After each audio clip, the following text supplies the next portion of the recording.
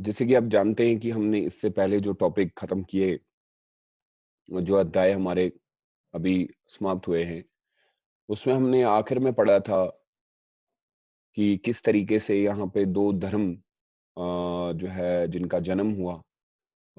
एक हमने जैन धर्म और बौद्ध धर्म के बारे में पढ़ा था।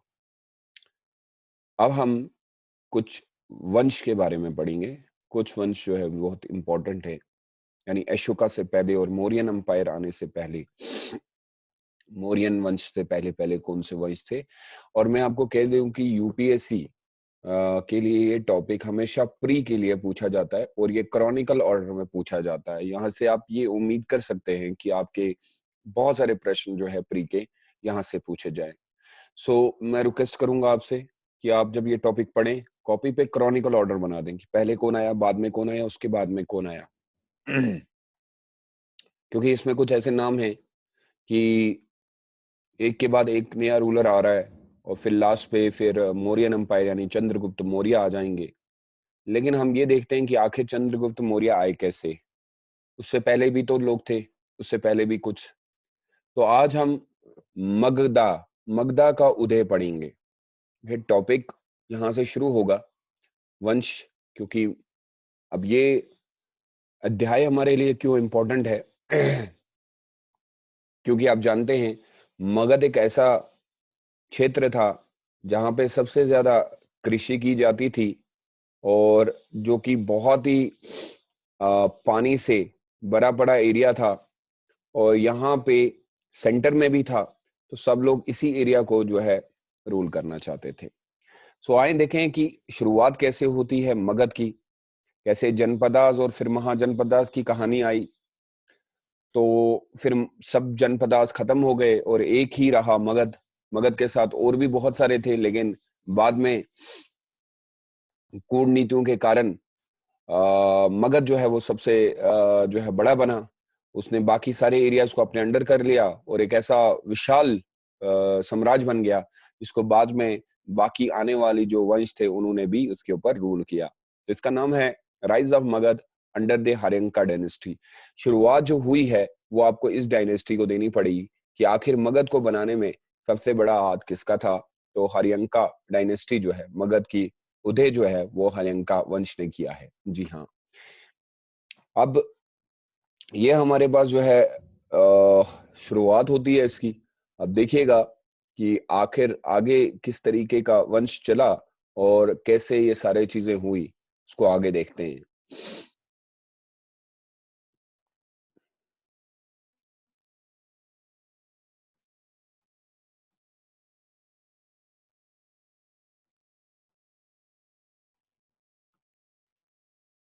अब देखिएगा यहाँ पे आ, अब ये याद रखें कि मगध का उदय हुआ और हर्यंका वंश आया। तो शुरुआत आप आपसे पूछा जा सकता है, देखिए बहुत संभल के पढ़ना पड़ेगा आपको ये, और एक एक चीज को क्लियर करिएगा। ये पॉइंट बहुत इंपॉर्टेंट है और ये कहीं ना कहीं हमारे प्री के एग्जाम से बहुत ज्यादा इंपॉर्टेंट हो जाएगा, बहुत ज्यादा महत्वपूर्ण हो जाता है प्री एग्जाम से। प्री के लिए क्या क्या चीजें हमें यहाँ पे रखनी है। अब ये कह रहा है कि मगध अंपायर जो है, मगध का जो उदय हुआ, इसमें कुल जो है 3 वंश आए हैं। 3 वंश आए हैं, याद रखिएगा। खाली मगध के ऊपर 3 वंशों का जो है राज हुआ। सबसे पहला हर्यंका। ये देखिए, ये क्रॉनिकल ऑर्डर लगाएंगे आप, प्री के लिए क्रॉनिकल ऑर्डर लगाएंगे आप। पहले याद रखिएगा, पहले आने वाली जो वंश था उसका नाम हर्यंका था। अरे थोड़ी सी तबीयत ठीक नहीं है। आई होप कि शायद अगर वॉइस में कुछ इश्यू हो। I am feeling like cold from last 2 days। I am extremely sorry for that. तो पहला जो है वो हर्यंका डायनेस्टी है, यानी हर्यंका वंश है। दूसरा जो है, दूसरा जो वंश आता है उसका नाम है शिशुंगा। देखिएगा, अब ये क्रॉनिकल ऑर्डर आएगा, पहला एक, दूसरा आ चुका है। और इस तरीके से तीसरा जो वंश आता है उसका नाम होता है नंदा डायनेस्टी। अब देखिएगा कि यूपीएससी आपको पूछेगा कि क्रॉनिकल ऑर्डर में लगाएं। आप क्रॉनिकल ऑर्डर में कैसे लगाएंगे? पहले लिखेंगे आप कि मगध में हर्यंका डायनेस्टी आई। ये बहुत बार बच्चे पूछते हैं कि सर हमें क्रॉनिकल ऑर्डर याद नहीं आता है। मगध में दूसरी जो डायनेस्टी आई है वो आई है शिशुंगा। ठीक है, मगध में तीसरी डायनेस्टी जो आई है वो कौन सी आई है? नंदा डायनेस्टी। और फिर आखिर में यहीं पे आ जाएगा आपका चंद्रगुप्त मौर्य, मौर्यन वंश आ जाएगा। तो ये चार हैं। कल आपको हो सकता है कि क्रॉनिकल ऑर्डर में आपसे पूछे तो आप उस समय जो आंसर देंगे वो तीन को देंगे। यहाँ पे ये इंपॉर्टेंट है। अब यहाँ पे देखिएगा, हर्यंका पहले आ गया, शिशुंगा, नंदा और चंद्रगुप्त मौर्य। अब थोड़ा सा आप लोग अपने ही हिसाब से, जैसे कुछ बच्चे क्या होते हैं वो क्रॉनिकल ऑर्डर में याद रखने के लिए इस तरीके से करते हैं, एच पहले हर्यंका, एस, ठीक है, फिर उसके बाद एन, फिर उसके बाद सी। तो इस तरीके कुछ नाम ऐसे याद करके आप एग्जामिनेशन हॉल तक पहुंच सकते हैं। क्योंकि मैं कह देता हूं बार बार कि प्री में हमेशा क्रॉनिकल ऑर्डर में सवाल पूछा जाता है। आई होप कि अगर आप इस तरीके से करेंगे तो 2 मार्क्स आपके कहीं नहीं गए हैं, ये आपको क्रॉनिकल ऑर्डर में पूछा जाएगा। आगे चलते हैं हमारे लिए। सबसे पहले हर्यंका डायनेस्टी में जो शुरुआत करते हैं, जो राजा पहले बनते हैं, जो मगध को यहाँ पे रूल करेंगे, मगध के ऊपर सबसे पहले, मगधा के ऊपर सबसे पहले रूलर जो थे उनका नाम बिंबिसारा था। मगधा के ऊपर जिसने सबसे पहले रूल किया उनका नाम बिंबिसारा था। इनकी शुरुआत जो है 558 बीसी से लेके 491 बीसी तक रही, यानी कि बिंबिसारा ने यहाँ पे शुरुआत की। अब देखिएगा, बिंबिसारा पहले आएंगे, फिर आपको हो सकता है, मैं ये भी कह सकता हूं कि क्रॉनिकल ऑर्डर में या तो आपको वंश पूछते हैं या फिर क्रॉनिकल ऑर्डर में वो पूछेंगे बिंबिसारा के बाद कौन आया, उसके बाद कौन आया। तो राजाओं के ऊपर भी क्रॉनिकल ऑर्डर बन सकता है। यहाँ पे पहला पॉइंट जो है वो क्लियर लिखा हुआ है कि उन्होंने मगध के ऊपर काफी समय तक रूल किया। देखिएगा 493 बीसी से लेके 554 बीसी तक जो है इनका रूल रहा। कोई 23 साल की जो है ये कुल कार्यकाल रहा होगा उनके।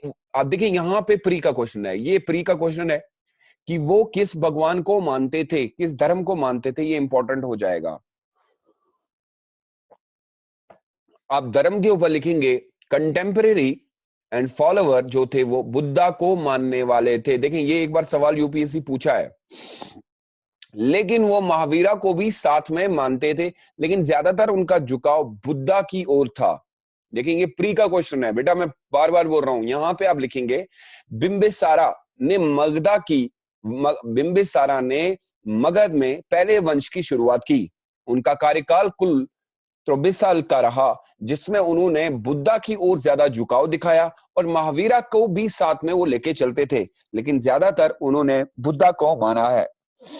सॉरी, यहां पे भी क्वेश्चन बनता है कि उन्होंने अपना पहला कैपिटल कहां पे रखा। बेटा देखिए मैं एक बात बता दूं, जब भी वंशों की बात आती है तो प्री के रिगार्डिंग सबसे ज्यादा सवाल पूछे जाते हैं, लेकिन मेंस में भी सवाल बन सकता है। तो आपसे निवेदन है कि आप जो है इसको अपनी कॉपी पे और जो बच्चे ये कहते हैं, मतलब मुझे बड़ा दुख होगा अगर ये बच्चा ये कहता है कि सर ये अभी हिंदी में नहीं है और इंग्लिश में है, तो इसमें तो कुछ इंग्लिश हिंदी वाला है नहीं, ये तो आप खुद भी लिख सकते हैं। छोटी छोटी चीजें जो आपको याद रखनी पड़ेंगी।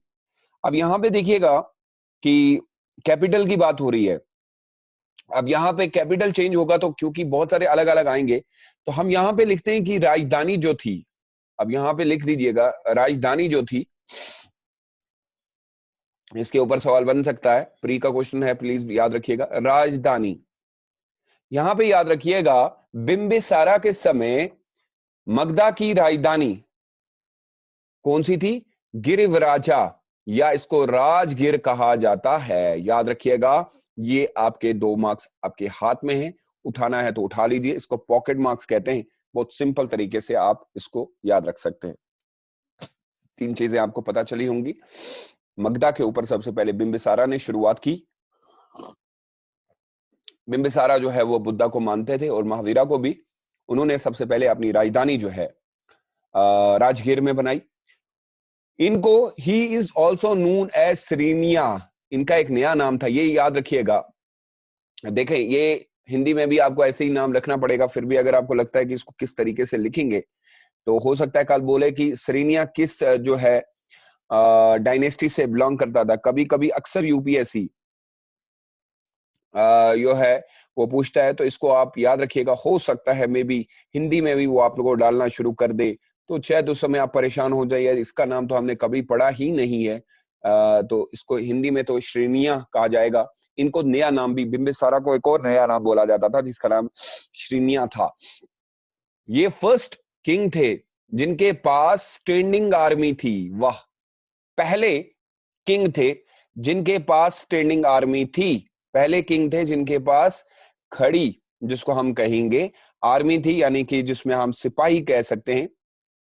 अब स्टैंडिंग आर्मी रखना उस समय बहुत बड़ी बात थी। स्टैंडिंग आर्मी, तो हम क्या कहेंगे कि स्टैंडिंग आर्मी में क्या पॉइंट था उनके पास, तो आप लिखेंगे स्थाई, स्थाई सेना थी उनके पास।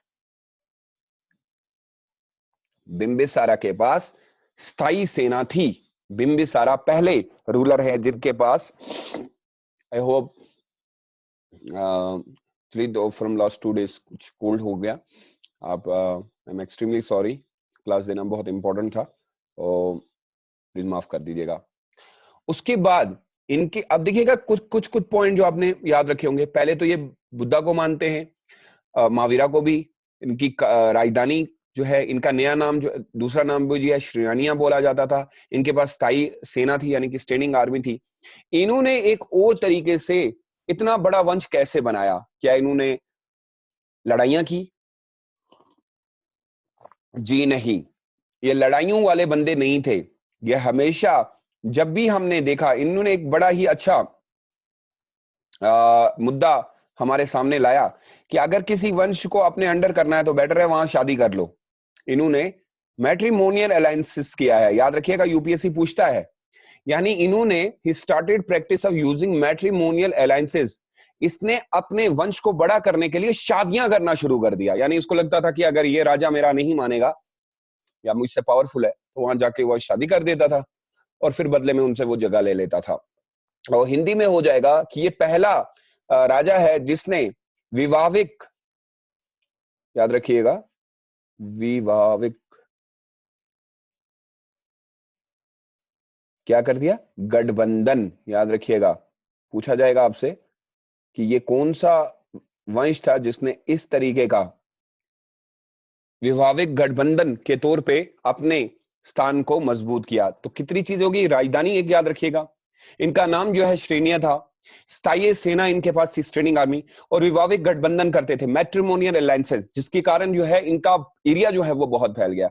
आई होप कि अगर ये प्री में क्वेश्चन पूछते हैं, इससे ज्यादा बिंबिसारा से कोई सवाल नहीं पूछा जाएगा।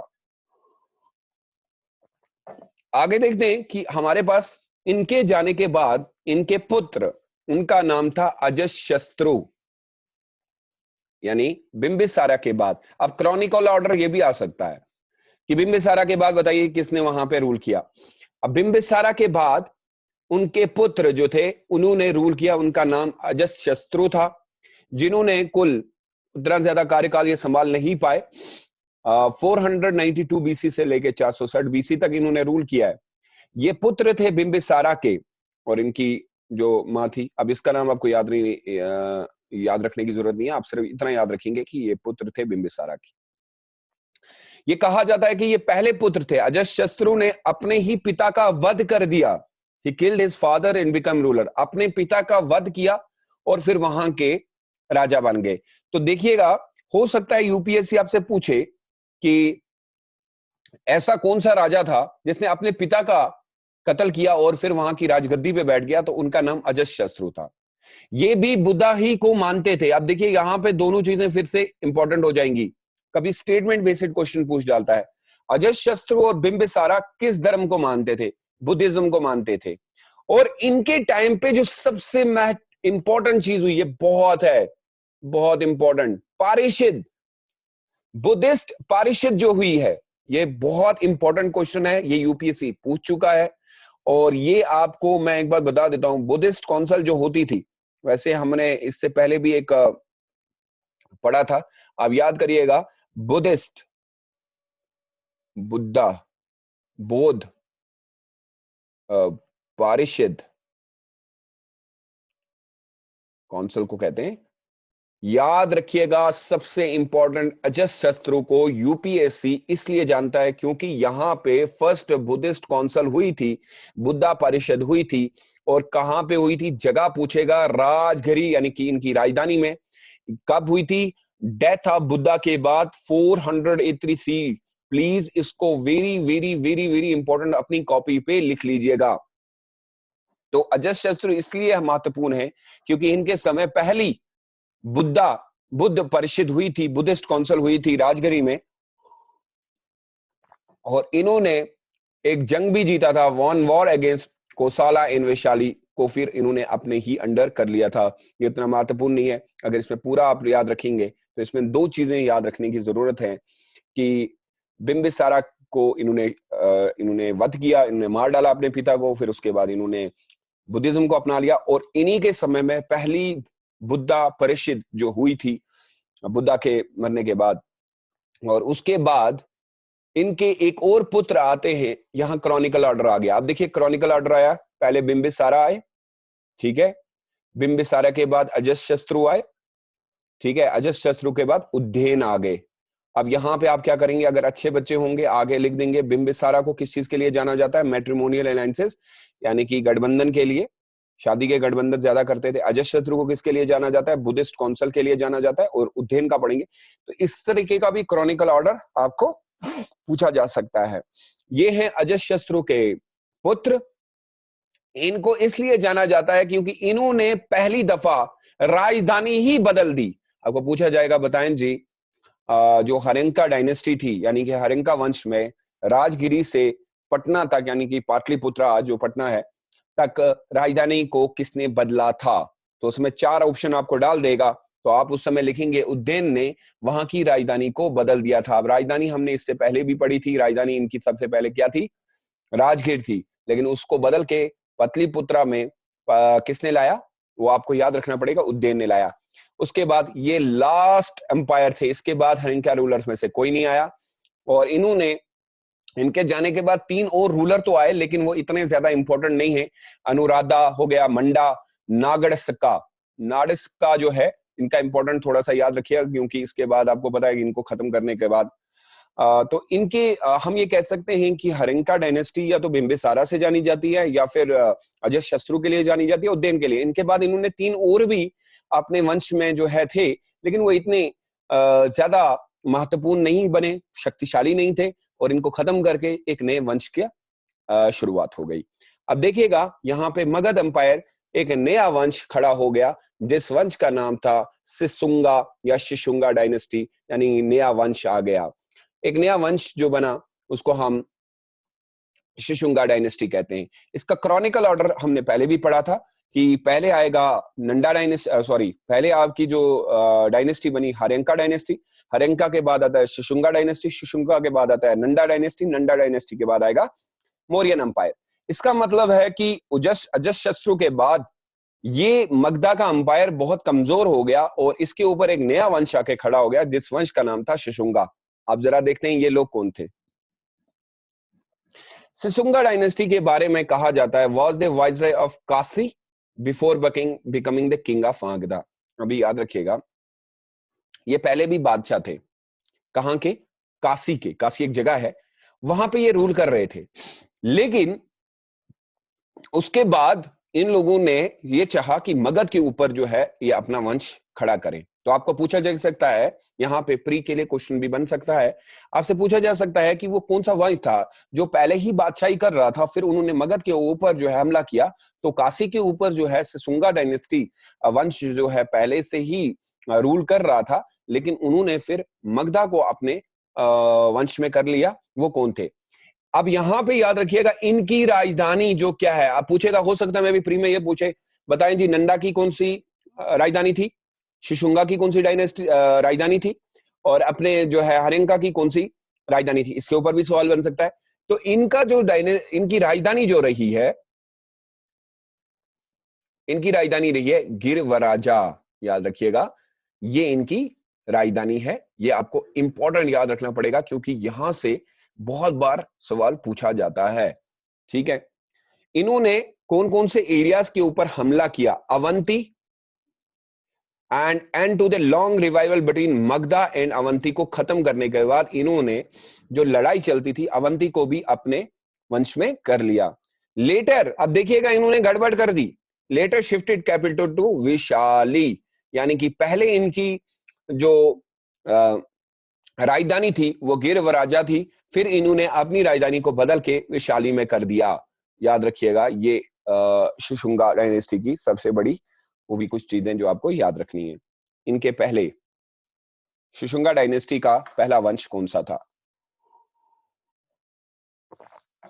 ठीक है, अब याद रखिएगा बहुत इंपॉर्टेंट है यहाँ पे।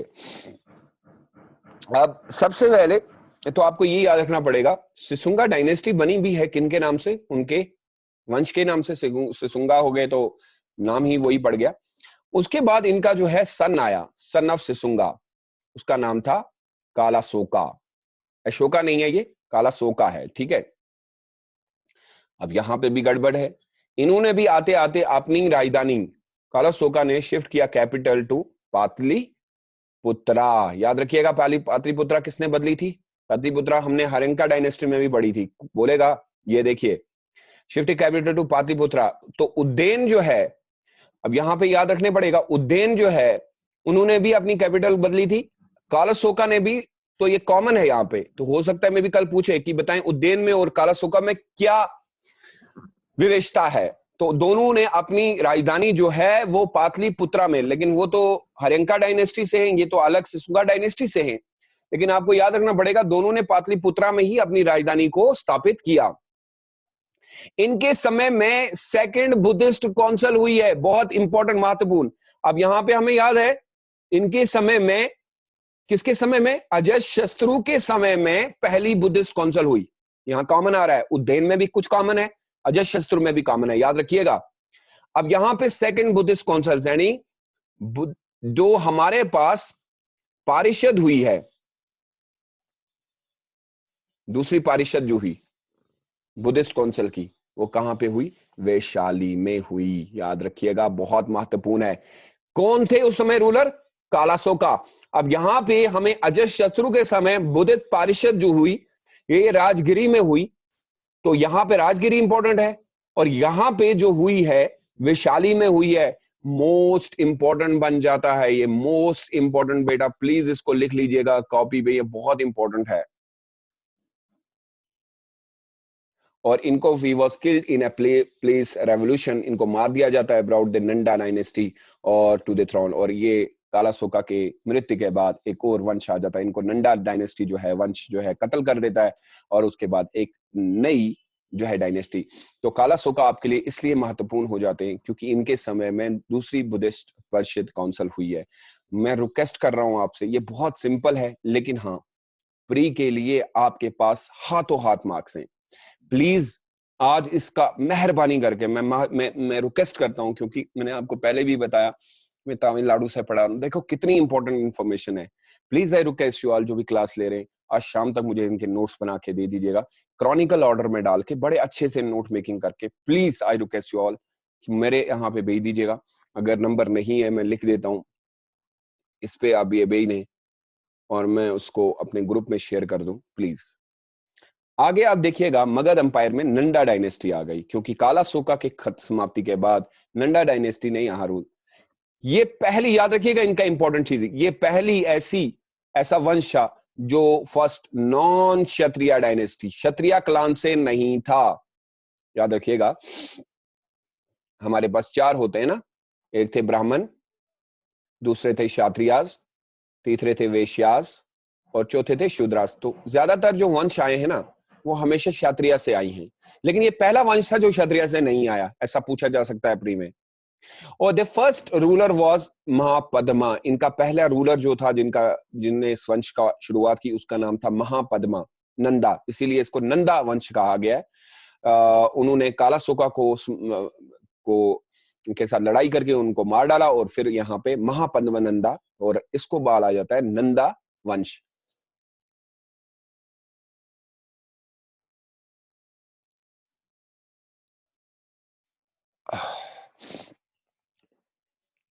फर्स्ट, पहला historical empire of India, Bharat का सबसे महत्वपूर्ण किंग हिस्टोरिकल कहा गया है। क्यों कहा गया? देखें भाई, इसका जो बैकग्राउंड है हिस्टोरिकल है। हिस्टोरिकल है क्योंकि ये लोग उस वंश से है ही नहीं जो लोग रूल करते थे, क्योंकि मैंने कहा कि पहले ही ये नॉन क्षत्रिय क्लान से, और अगर इनका नहीं कहेंगे तो फिर किसका कहा जाएगा? भारत का ऐतिहासिक सम्राट कहा जा सकता है इसको। भारत, प्लीज लिख लीजिएगा, भारत का ऐतिहासिक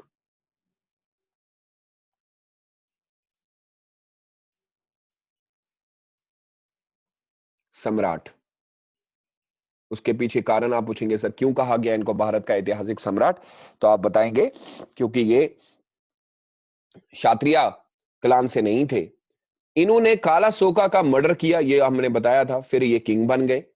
इनका ओरिजिन अभी तक ये क्लियर नहीं कहा जाता है, यानी ये अभी तक पता नहीं चल पाया है कि आखिर ये आए कहां से थे, इनका क्या वंश था, ये पूरी तरह नहीं। लेकिन पुरानाज में कुछ चीजें दी हैं। कहा जाता है कि ये सुसुंगा किंग जो थे, he was a son of the last Shishunaga king के सुद्रा वुमेन से थे, लेकिन ये क्लियर नहीं है। कुछ जैन टेक्स्ट कहती हैं, जो कि जैन की किताबें, ग्रीक राइटर लिखते हैं कि ये सन ऑफ बार्बर थे। तो यहां पे ये पॉइंट जो है ये आप ऐड नहीं करेंगे, आपके लिए सिर्फ है कि इनका अभी तक वंश पूरी तरह हम लोगों को स्पष्ट नहीं है कि कहां से थे।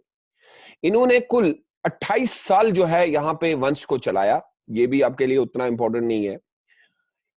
इनको ज्यादातर अगर आप देखिएगा, महापद्मानंदा को सर्व क्षत्रिय नाटक कहा जाता है। ये पॉइंट आप बहुत इंपॉर्टेंट लिखिएगा, वेरी वेरी इंपॉर्टेंट। ये नाम किसको दिया गया? सर्व क्षत्रिय नाटक, destroyer of all Kshatriyas and इकरातास। वो वंश जिसने पूरे क्षत्रियास को समाप्त कर दिया, उस वंश का नाम क्या था? तो उसका नाम, का वंश का नाम था महापद्मानंदा। इन्होंने क्षत्रिय क्लान को खत्म किया। इनके समय में जो है, it ran from the Kuru country into north of Godavari Valley in south and from Magad in the east and Narmada on the west। यानी भारत वंश में सबसे ज्यादा इन लोगों ने रूल किया। हर एरिया, वो हम पश्चिमी देखें, उत्तर देखें, दक्षिण देखें, इन लोगों ने हर जगह अपना रूल किया। तो उतना हमारे लिए इसमें से एक चीज बहुत इंपॉर्टेंट है, भारत का ऐतिहासिक सम्राट किसे कहा गया है और सर्व क्षत्रिय नाटक क्यों कहा जाता है इनको। इन्होंने बहुत सारे जो है वंश अपने अंडर किए, उसमें कलिंगा का एक एरिया था जो इन्होंने अपने अंडर किया, याद रखिएगा। लेकिन हमारे लिए है धन्ना नंदा, इनका पुत्र जो है, ये लास्ट नंदा रूलर थे, इसके बाद कोई रूलर इनका नहीं आया। इनको कहा गया है आग्रमस और जैंडरमस। ग्रीक टेक्स्ट में इनका नाम ऐसे लिखा गया है क्योंकि शायद वो लोग उस समय बोल नहीं पाते थे। तो आप देखिएगा, आग्रमस या जैंडरमस। हो सकता है कल यूपीएससी आपको पूछे कि आग्रमस किसे कहा जाता है, ग्रीक टेक्स्ट में लिखा हुआ आग्रमस को किसके साथ जोड़ा गया है? तो ये नंदा को नाम दिया गया है। जब अलेक्जेंडर यहाँ पे हिंदुस्तान में रूल करने के लिए आते हैं, तो ये नंदा थे जिन्होंने उनको रोका, क्योंकि because of his army refusal इन्होंने बहुत ज्यादा हिम्मत दिखाई। फाइनली इनको ओवरथ्रोन चंद्रगुप्त मौर्य आते हैं जो इनको खत्म कर देते हैं चाणक्य के साथ, और फिर एक मौर्यन एम्पायर का वंश यहाँ पे खड़ा हो जाता है। जी हाँ, फिर इसके बाद मौर्यन एम्पायर आ जाता है और हम पढ़ते हैं मौर्यन वंश। सो इसका मतलब है इस पूरे टॉपिक में हमें किस तरीके से चीजें याद रखनी है। सबसे पहले हमें याद रखना है कि हर्यंका डायनेस्टी आती है। हर्यंका डायनेस्टी के बाद हम लोगों के पास जो दूसरी डायनेस्टी आई, वो कौन सी आई? हर्यंका के बाद शिशुंगा डायनेस्टी आई, ठीक है। और उसके बाद हमारे पास नंदा डायनेस्टी आती है, ठीक है।